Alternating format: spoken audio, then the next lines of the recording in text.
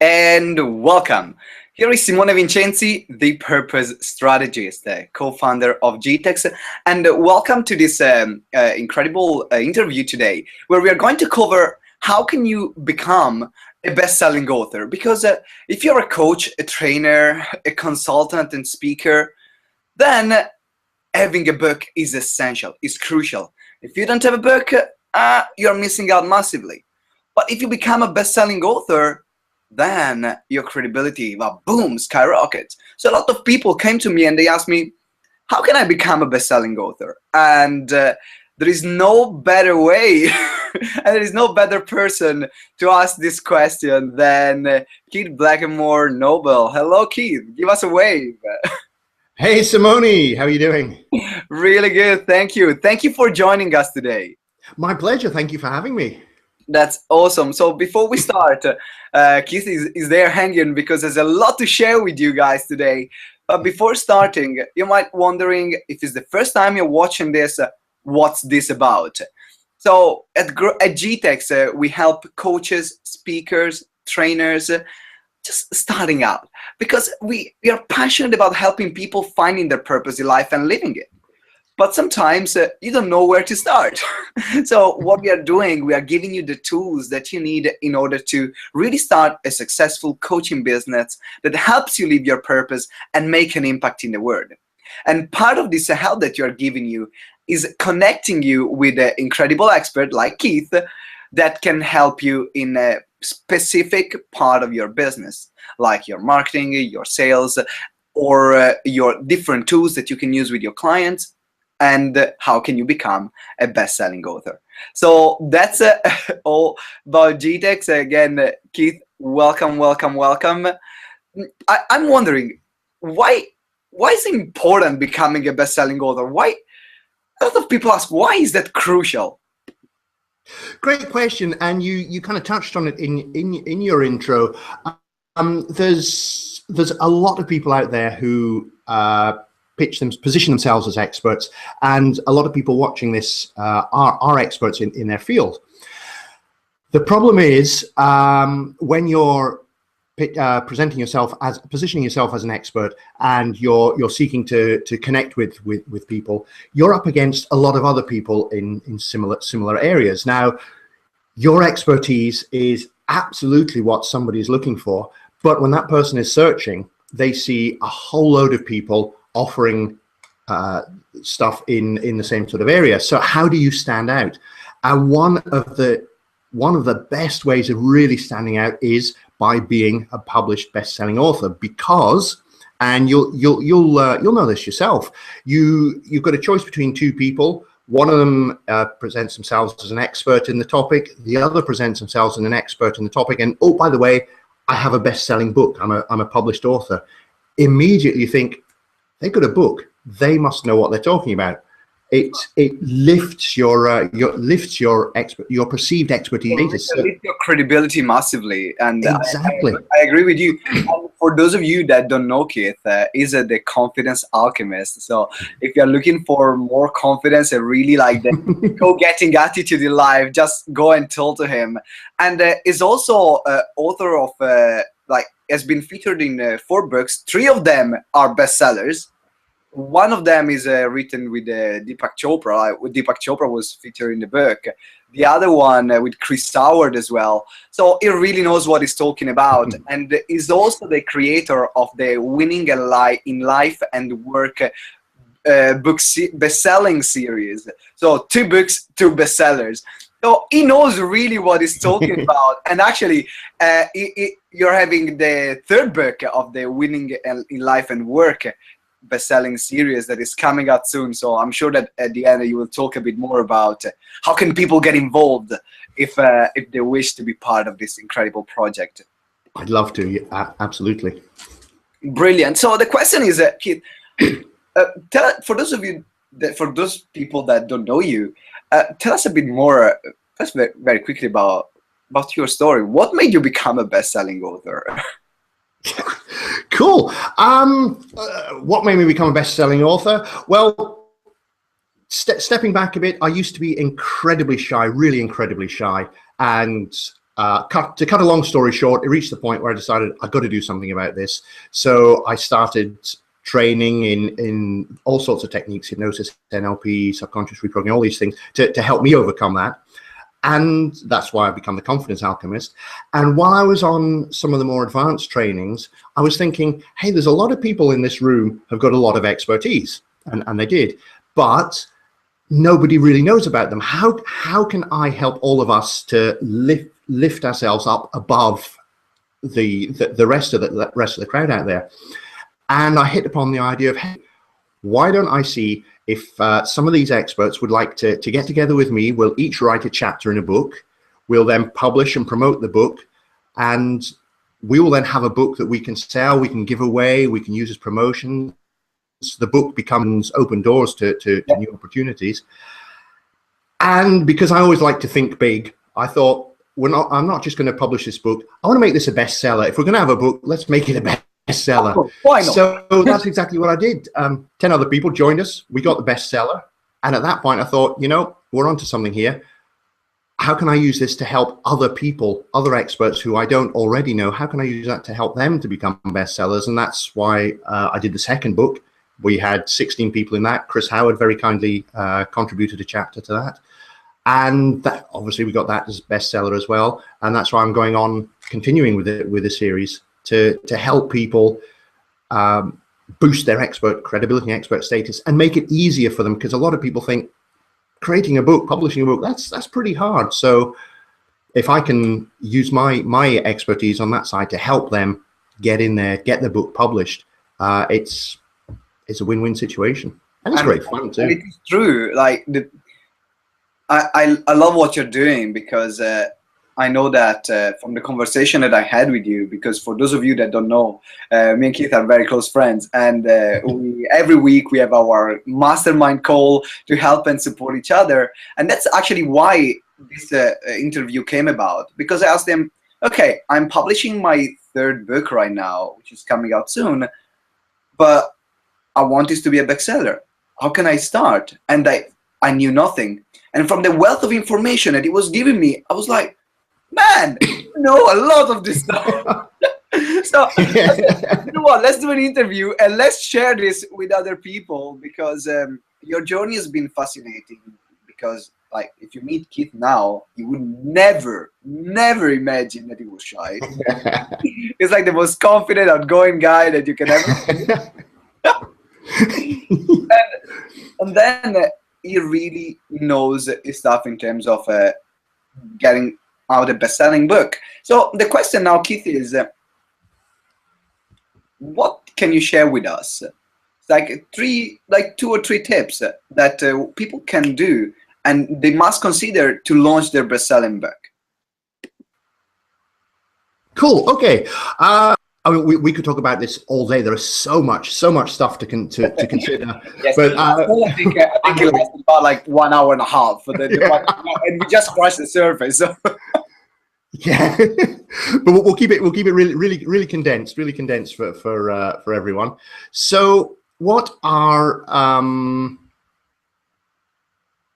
what are 3 things that you could consider when publishing a book? I guess the most important one that a lot of people stumble on is, should I go with an existing big publisher, like Wiley's or Hay House or one of the really big publishers, or should I self-publish? And a lot of people don't like the idea of self-publishing because they perceive that it somehow lessens the product. But the downside with going with an established publisher, one of the big publishing companies, people think, oh, I get the book with a publishing company, they'll promote it, I'll become a bestseller. It's not how it works. Even if you manage to get a big publishing house to take your book, and it's by no means certain, because they get huge numbers of submissions and they can only take a very, very small number of books. Even if they do publish it, you are the one who has to do all of the promotion. They're not going to promote. They will publish it and sell it, but you do the promotion. Because that's actually what I believed. Before the conversation with you, I was, you know what, got to become a best-selling author. I'll just go to a publishing house and they'll do all the work for me. Yeah. Wrong. So just like slap my hand there. Yeah. One guy I know, he got his book published by one of the big publishers, and he thought, yes, great, they're going to do all the promotion. No, he had to do all the promotion. He spent, I believe it was, he spent around $30,000 to $50,000 promoting his book in order to get it into the bestseller lists. The publishers, unless you're a big name like Tony Robbins or J.K. Rowling, depending on whether you're in non-fiction or fiction, if you're one of those big name authors, of course they're going to promote because they're going to get huge return. But for the likes of you and I, for most authors, they don't do the promotion. So there goes the big advantage most people see with going with a publishing house. The other problem with the publishing house is if you get them to take your book, they take the book, they will then do all the edits, but they then have full control over the content. They will make whatever edits they feel are right. You have no say over it. They could significantly change parts of what you've written, yeah, and you have absolutely no control over it. And we all know how important is our message, because Yeah. at the end of the day, your book is another way where you can deliver your message, deliver your passion, deliver your purpose, as we say here at GTeX. So imagine someone takes your purpose and changes it. It's like, no, that's Exactly. it's like, what the hell are you doing? So you now have a book that's out there that isn't saying quite what you wanted it to say, and when people read that book and go, "Hey, I've got to get in touch with Simone because I like what he's saying here," they then get in touch with you and find you're not quite saying what's in the book, so it just doesn't work. Yeah. The other thing, of course, is the royalties. The publishing house, they're going to take a substantial cut of the royalties. So you're in effect, you're paying them. You have to do all the promotional work. They have control over the content that's in it, and you only get a small fraction of any royalties. So going with a major publishing house isn't the panacea that people think it is. That's why a lot of people go with self-publishing, and that's why the books that I do, we go through a self-publishing route. I'm now set up as a publisher, but it's more on the self-publishing model. So we retain full control over the content. We have to do the promotion, but we would have to do that anyway. So the big thing is, as you say, it's your message gets out the way you want it to get out. And the way I do the books, the authors have final say over everything that goes in their chapter. So self-publishing, nothing wrong with self-publishing whatsoever. So that would be the first thing, first big tip I would say. Thank you for that, because that's takes away a lot of pressure from people that, oh, I need to pitch my ideas to publishing house. No, you know what? You can self-publish. Because I personally have 2 books, and one was self-published, 69,000 Questions to Turn Your Life Upside Down. And then the other one was a multi-author book, like one that, like the Winning in Life and Work project. And one was published by Mithra Publishing. I got nothing from that. Yeah. It was great because on a status level, that helped me say, oh, I'm a published author. But in terms of like money, no, I had to do all the work. And on the other hand, the other book that I self-published it on Amazon, and I didn't promote it much, so I didn't get a huge success online. But when I sell it to my seminars, I know that what I sell is mine. Exactly. So exactly. Yeah. Much better than the other book. Yeah. You got it. Absolutely. So that's the first big thing I would say is don't bother with publishing houses. In fact, you talk about submitting your manuscript to them. Usually the way to get in is to first get yourself a literary agent, and they then do all the submissions on your behalf. And of course, they also get a cut of the money. So why not? Exactly. So, okay, you decide you're gonna do your excuse me, do the book yourself, self-publishing. There's still a lot of work that you have to do. You've got to think about all of the editing. You've got to make sure your book is edited and proofread. Why do you want to do this? So that you make sure there's no basic grammatical errors, no spelling mistakes. It's always good to have somebody else cast an eye over it and just give it that slight polish. Not change what you're saying, but just make sure that it's presented in the best way for the reader. A lot of people, when they first start writing, they'll write the way they speak. So they'll write it as if it was a talk they were giving. I agree with that. which is a great way of getting the information down, but the way we communicate verbally and the way we communicate in the written word are actually, you could think of them as two different languages in effect. The style and so on is different. So by having somebody proofread it and go through the editing process, it just tidies it up. I've seen some books self-published by some pretty big names, and you read the book and you think, actually, this is awful. The content is fantastic, but just the way it's written, it's obvious they've taken a talk, they basically delivered it as a talk, transcribed it and printed it, and it just doesn't work. It doesn't work that way. So you need the editing, the proofing, to make sure it's readable as a written word.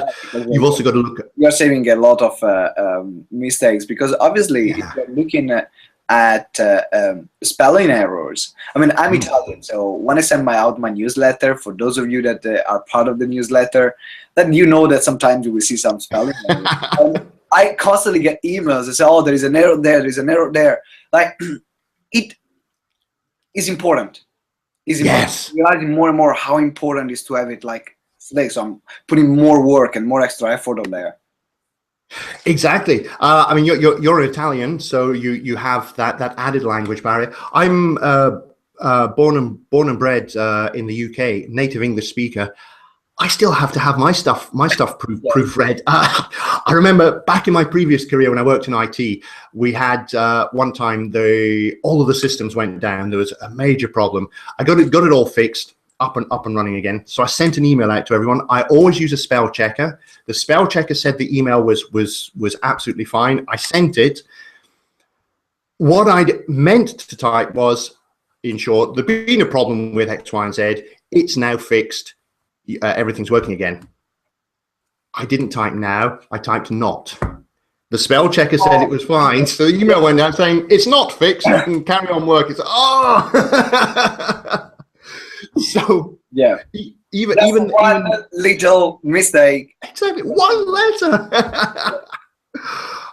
So yeah. Even if you're a native English speaker, still need to get someone to proofread it, because you can make these mistakes, not realize it. The spell checker says it's perfect, but the spell checker only checks spellings of words. It doesn't check the context. So just to recap right now, we are talking about, first of all, it's not important if you get published by a big publishing house. Actually, it's going to be even more difficult. So if you're starting out as an author, go for the self-publishing way. It will make things way easier.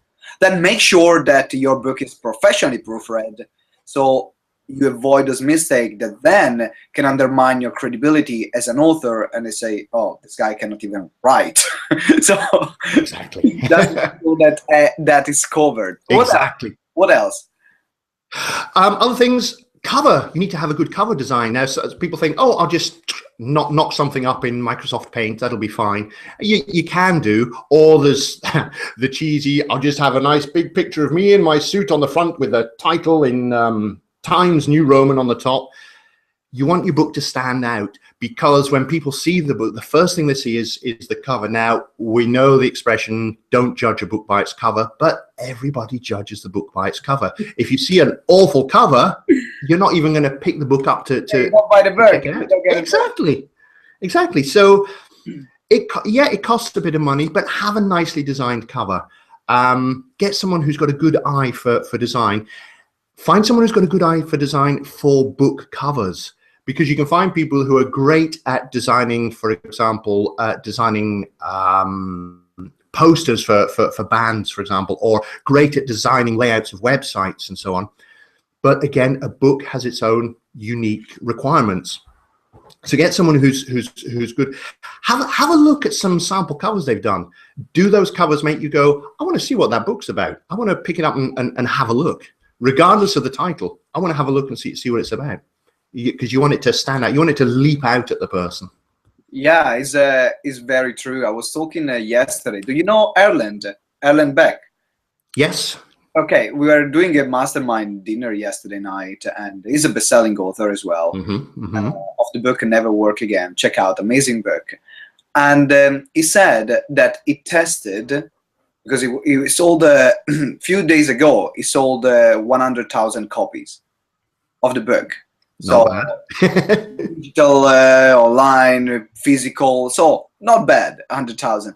Yeah. He said that he tested about 25 different covers.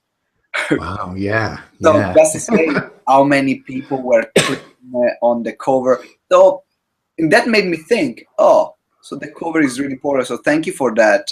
And do you have anything in particular that you can advise, like one thing that you think this is a must for cover, for being in a book cover?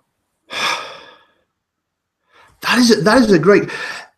Don't clutter the book cover. Don't big title, subtitle, benefits and features, lots of pictures. I've seen people have a tendency to cram everything they can in onto the cover. Don't, because that's just oh, get it away. It's not a sales page. Exactly. Which is why I say look for someone who specializes in book covers rather than someone who's great at sales pages. What you want is something that's crisp, it's clean, it makes you go, ooh, what's that? So the book cover isn't the purpose of the book to make the person go, I want to see what that is. They then pick it up and they see the title. Oh, I want to read more. Open it up, see the table of contents. They look cool. I've got to find out more about this. Dive in. So each of the things, the cover, the title, the subtitle, your chapter titles, that's a really important thing when you're writing the book. Make the chapter titles sexy, make them zing, make the person go, oh, I got to read that. Yeah, I've got to know what that's all about. I like because it. Each of chapter these title sexy. Right, guys, make the chapter title sexy. Absolutely. Yeah, because the purpose of the chapter title is basically to go, hey, come in, have a look at what's in here. So each of these things, their purpose is to lead you on to the next bit. The purpose of the cover is to get the person to pick the book up. Right now, can you give us an example on, before we move on to the next step, what is like an example on a sexy chapter title? Like from one maybe you've written in your work and winning in life and work. Oh, nice! Put me on the spot. Put you on the spot. I can pick one from Winning in Life and Work New Beginnings. The chapter. Well, I won't tell you what the chapter's about first. I'll just tell you the title. If I can, you can do anything. Right. And it's like, well, what's that about? You then go to the chapter and then you start reading. Now, the chapter itself is it's Candice's story about she was diagnosed with cancer, and it's her story of how she went from life before cancer, being diagnosed, going through, overcoming it, but getting it in remission, and how life is now. And it's a really powerful story. There's a lot to learn in there. But if you made the topic, the title, living with cancer, overcoming cancer, or something like that, it tells you what it is. Most people are going to go, well, I haven't got cancer, so next chapter. But it's something, it doesn't necessarily tell you what's in the chapter, but it's enough to get you to go, oh, I've got to find out more about this. Right. Thank you very much for that, because sometimes when people have to come up with names, it's, oh, I'm stuck. What can I say? What can I write in there? So having something sexy, something that encourages the reader to go, oh, I want to find out more. So it's not revealing what is actually in the chapter, but is giving a big clue on like the big benefits of that. If I don't know if that makes sense. On yeah, exactly. It's kind of what you're looking to encapsulate in just a few words is, this is why you really have to read this chapter. This is what you're going to get from it. This is how your life is going to absolutely rock when you read this chapter. So you've got to give them just enough to pique their interest, whet their appetite, and get them to open it.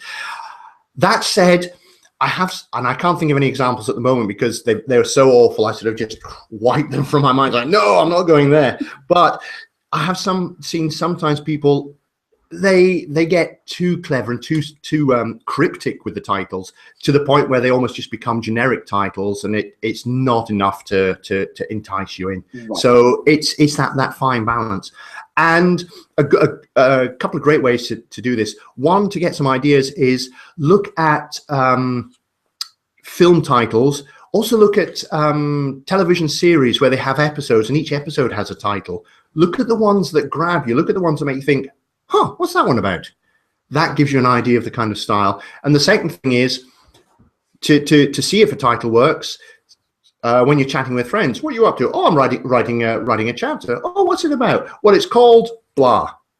If they go, oh, that's cool. So should we get another drink then? Okay, throw that title away. If they go, well, what's that about then? Then you think, this could be a good one. This is getting them to want to know more. That's great. Thank you very much for that.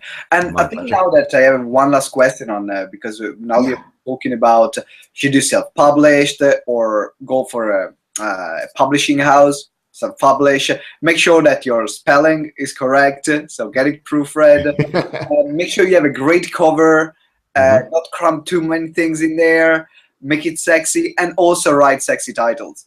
Yes. Now, the question is, where, and before we wrap up, where would you self-publish? Where would be the best platform to self-publish, in your opinion, from your experience? There are a number of self-publishing platforms out there. Two big ones that stick in mind. The biggest one, which people will probably have heard of, is I think it's called CreateSpace, which is part of Amazon. Amazon, they're massive book distributors, so it makes sense that they also do publishing. So CreateSpace they are good.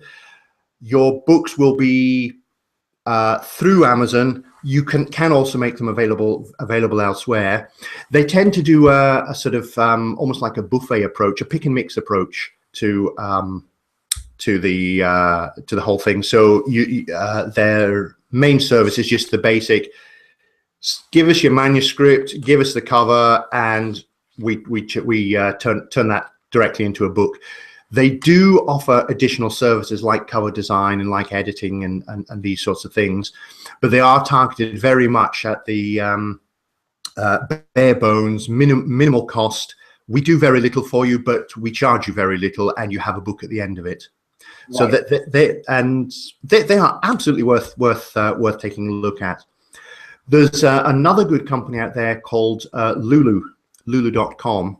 They also offer the same bare bones approach, and they also offer a package where they will take you through the whole process. They will design a cover for you. They work with you on the cover design, but they'll design a cover. They'll write the blurb that goes on the back of the book. That's also a very important point. Somebody picks it up, turns it over. There's a little blurb that again gets you to feel this is a book I want to know more about.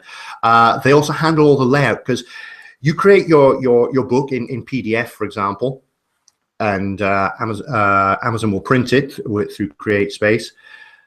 But it can kind of just look like, hey, you've taken a PDF and you've slapped a cover on it. That's all well and good. It just doesn't quite look like a book. They will actually do the full layout of the book, turning all the headings into the right sorts of formats, so that it really does look like a book rather than a PDF or a Word doc that's been turned into a book. So they offer a whole range of those services. So those are two really good ones that I would definitely recommend. CreateSpace, that is from Amazon, and Lulu.com. That's correct. So I'm going to put the links as well. You will see the link below, so I can put the links for those of you that want to explore those. Awesome. Parts. That's great. Well, thank you very much, Keith. It's been really, really incredible. Now, I know that from the conversation that we had last time, it sounded like a lot of work to do. Like, there are so many things to consider, and if you want to become a best-selling author, which I will recommend to every single person in the speaking industry, training industry, because it's just like you have all your doors open after. You start a talk. Exactly, yes. I'm a best-selling author. Boom. Your credibility is already up there.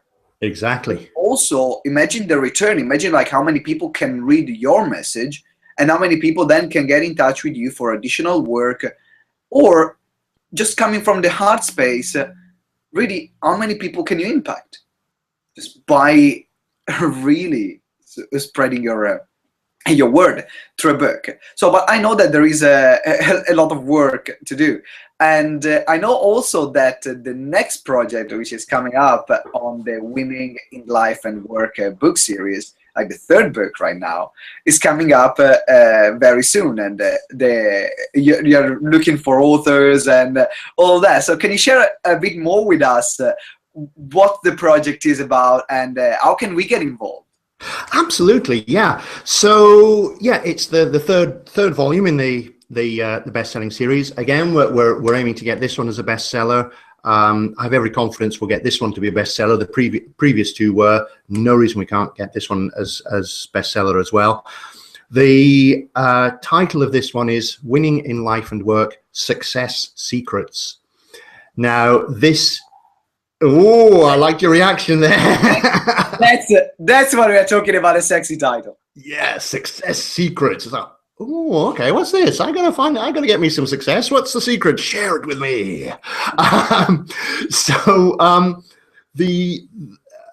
The theme behind it is basically, it's experts, like many of your viewers, experts who have got a secret to success, and it's sharing how they became a success in their field, or sharing tips to help you become even more successful. It's basically, the book is going to be chock full of people sharing how they became a success, sharing the secrets which the reader can then embody and help them to go on and become a success in their life as well. So that's the overall theme of it. It's success in whatever form that means for you. Some people say, oh, does it have to be business success? It's whatever success. It's success in business, personal life, relationships, success in moving to new countries, it's success in a hobby or in a sport, whatever it is, because these things are cross-contextual. I mentioned the chapter on surviving with cancer.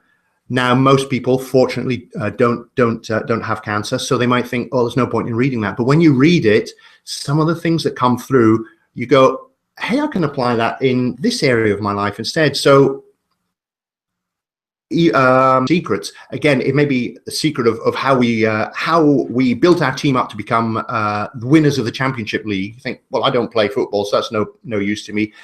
You're going to still get a lot of useful information on how you can perhaps build your business team up. For lesson. What is a lesson here in this story that I can apply in my own life for my own success? Exactly. And for anyone listening who's a coach, exactly what I'm talking about, it's metaphors. You can think of every chapter as a metaphor.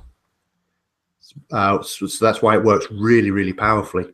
So yeah, I'm opening up for authors to join in and take part.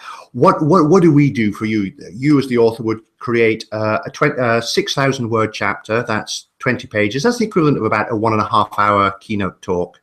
So it's a nice size to really get into your message, get your message across, but without overwhelming you. Because some people, they think, I want to be a published author, but I can't write a book. I can't write 300 pages. That'll take me forever. This is just a nice 20 page, 6,000 words. It's as if you're doing an 1.5 hour presentation, turning it into book form. You can actually create your entire chapter in one weekend if you really sit down and set your mind to it.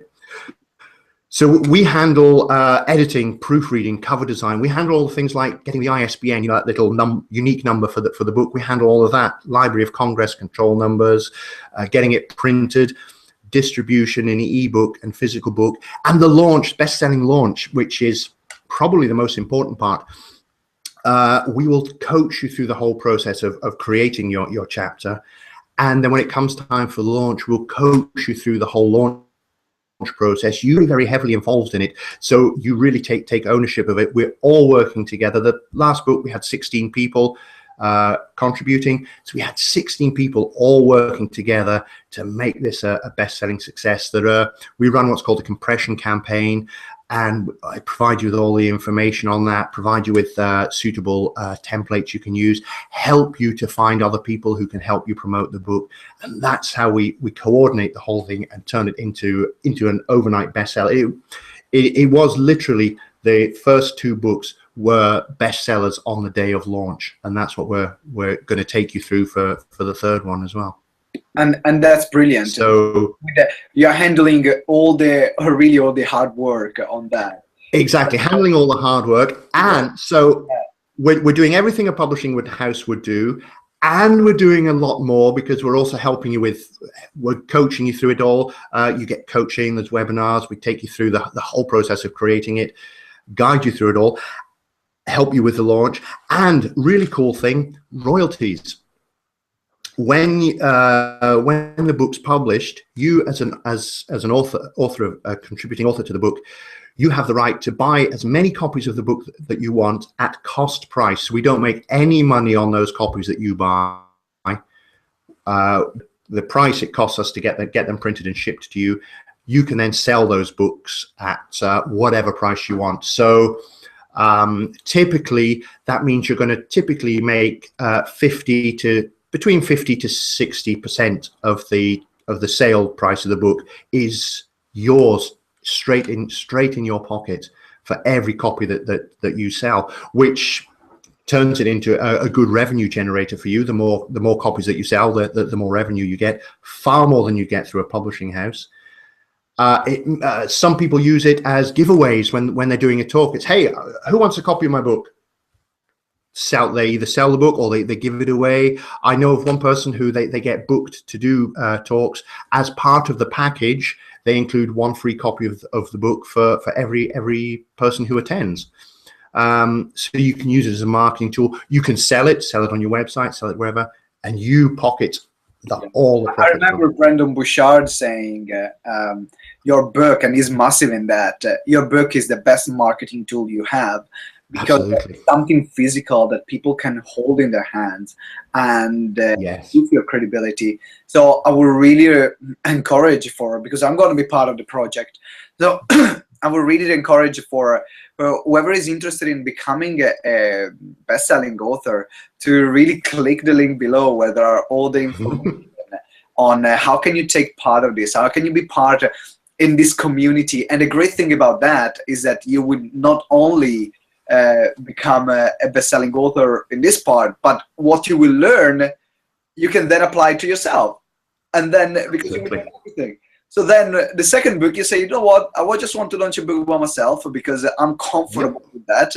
And you know what to do, and you can replicate the same strategy that Keith has spent years to learn and to do it and fail and test, and you can do that. So I really highly recommend to click the link below and check that out, because you are going to love the results that you will get as for becoming part of the community and as well.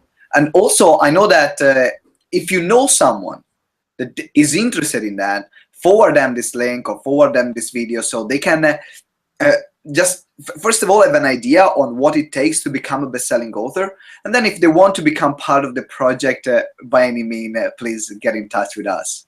Right? Absolutely. It's going to be a whole lot of fun. And you know, I mean, I'm in 4 books already. This is going to be my 5th one. But you cannot beat the feeling of receiving your copy of your book and going, the first copy of your book. Man, first copy. I did it. Looks so good on the bookshelf. It does.